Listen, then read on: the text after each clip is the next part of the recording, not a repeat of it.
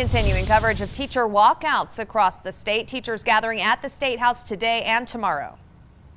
Teachers asking for increased school funding and retirement plan protections. The planned protest caused some of the largest school districts in the state to cancel class tomorrow. Now, just this afternoon, we've learned that Centennial High School and Corwin International in Pueblo will be also closed tomorrow. Also closing: Canyon City School District, Academy District 20, Cheyenne Mountain D12, Colorado Springs D11, D49 schools, Lewis Palmer D38, and Manitou Springs D14.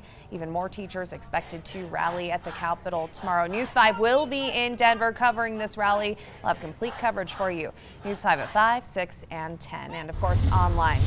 Now, the question on a lot of minds: where's all that marijuana money going that's supposed to help with schools? Yeah, we're getting answers. Andy Cohen in studio tonight to explain, how much money marijuana taxes actually raise, Andy, and frankly, why it's not enough to help out these schools. It's a matter of scale, Rob and Elizabeth. The state of Colorado collected $211 million in marijuana taxes last year. That's a lot of money, but when you compare that to how much money we spend on schools in a year, which is nearly $9 billion, it's not even close. And while this graph is accurate, it looks a little misleading. So let's switch over and compare this on a per pupil spending basis. According to the latest numbers, Colorado spends just shy of $10,000 per student. Now, that's state funding as well as all of our local property taxes that go into that calculation. And even if, hypothetically, you could take all $211 million that came into taxes from marijuana last year and divvy it up between the schools, it would only increase that per pupil spending by a few $100.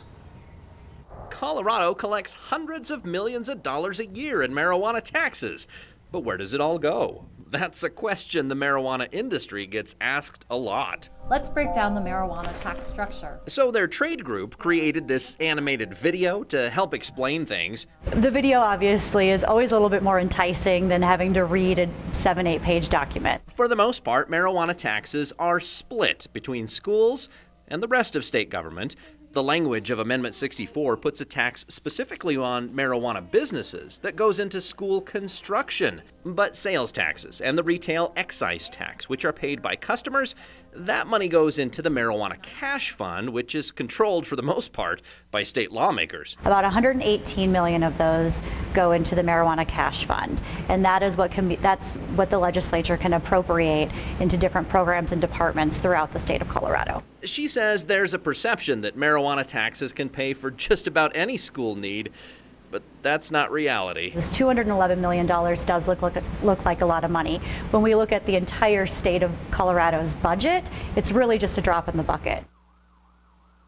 All right, so what about the marijuana money going to schools? Well, the $40 million in taxes from marijuana businesses that go to school construction, all of that money goes into a program that's called the BEST program. It actually awarded $70 million in grants to schools last year. But there's so much demand for that money from our local districts that nearly half of the schools that applied, they were turned down.